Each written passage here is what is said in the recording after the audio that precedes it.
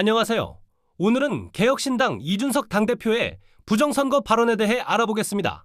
이준석 당대표는 2월 3일 국민의힘 소장파 모임인 대안과 미래와의 토론에서 사전투표를 없애면 앞으로 보수는 모든 선거에서 진다고 주장했습니다.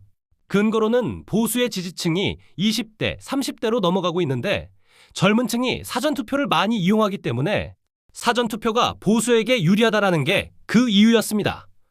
이게 사실인지 한번 들여다보시죠. 먼저 통계 데이터를 통한 분석 자료를 잠깐 보시겠습니다. 자료를 들여다보면 2020년 사전선거 이후로는 꾸준하게 민주당 현재의 여권에 계속 패배해 오고 있다는 사실을 알 수가 있죠. 이런 상황에서 사전선거가 없어지는 게 과연 보수에게 유리할까요? 불리할까요? 아마 매우 유리할 것입니다. 이준석은 이에 대해 먼 지역에서 투표를 하기 때문에 그렇다고 설명하고 있습니다.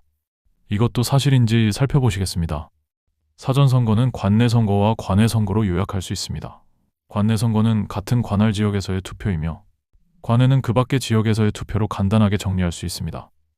이준석 당대표가 설명한 논리는 어디까지나 관외에 관한 사항일 겁니다. 관내는 같은 투표 지역에서 투표를 하기 때문에 이준석의 논리와는 무관하죠. 이준석의 설명은 어디까지나 주소지 관할 지역 밖의 선거였죠. 자, 자료를 봅시다. 관내 사전선거와 관외 사전선거의 비율 차이를 보시죠. 관내 사전선거가 압도적으로 높습니다. 즉, 설명과 사실이 다른 겁니다. 이준석의 설명은 자신의 주소지와 투표 장소지가 다른 관내 사전선거에서 발생하는 사실입니다. 결국 이준석의 논리가 틀렸음을 알 수가 있는데요. 그뿐만 아니라 관내 사전선거도 실질적으로는 단지 투표 장소가 바뀌었을 뿐이었을지도 모릅니다. 결론은 관내 사전선거 비율이 높았으며 관외 사전선거도 대부분 일을 하러 간 장소에서 시간을 내서 투표를 했을지도 모르는 등 편리한 투표 시스템을 이용하고자 했던 사람들도 다수였기에 이준석의 설명은 매우 미진하거나 그 기초사실 자체가 잘못되었습니다. 이럼에도 불구하고 자신이 옳다라는 오만에 빠져 있는데요. 이준석은 이전부터 기초사실 자체에서 문제가 되는 경향을 지속적으로 보여왔습니다. 잠시 다음 영상 하나 보시겠습니다. 접게 되어 있어라는 말은 누구의 주장입니까? 법 규정이 돼 있어요. 법에 어떻게 있습니까? 없습니다. 그런 게. 있어요. 없어요. 공직선거 찾아보세요. 공직선거법 157조 읽어드릴게요. 찾아보세요. 선거인은 있어요. 투표용지를 받은 후 기표소에 들어가 투표용지 1인의 후보자를 선택하여 해당 난에 기표한 후 그 자리에서 기표 내용이 다른 사람의 보이지 않게 접어서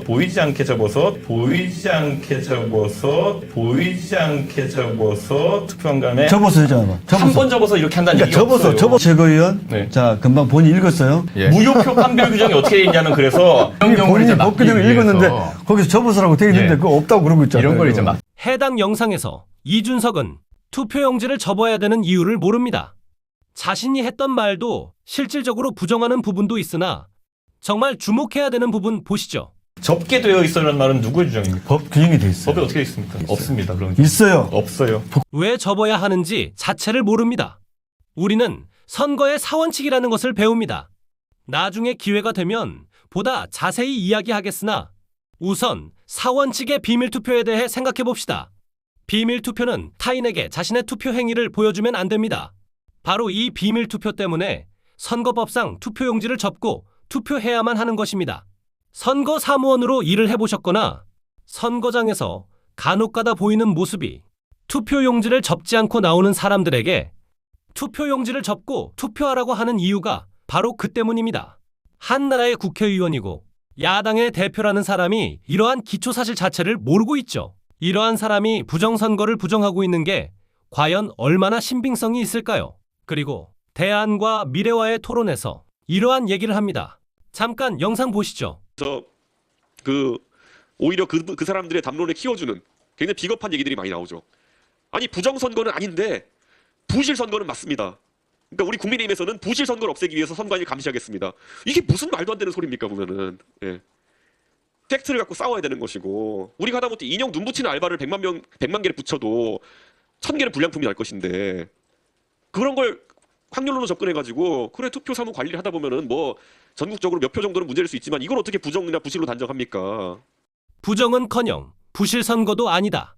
이러한 음모론과 싸워야 된다 하면서 인형 눈붙이기 알바에 비유하며 한 표 한 표는 관리하다 보면 문제가 생길 수 있으며 이는 사소한 문제에 불과하다듯이 얘기합니다. 얼마나 위험하고 비민주적인 생각을 가지고 있는지 알 수가 있죠. 선거에서의 한 표는 단순한 한 표가 아닌 국민의 주권 행사에 관한 헌법에 관련된 일입니다. 단순한 인형 눈붙이기와는 비할 바가 아닌 셈이죠.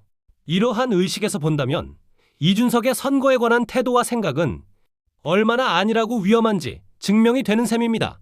또한 팩트를 중심으로 싸워야 한다고 하는데 이준석 스스로 팩트를 제대로 인증하지 못하고 있는데 과연 어떻게 싸우겠다는 건지 기대가 됩니다.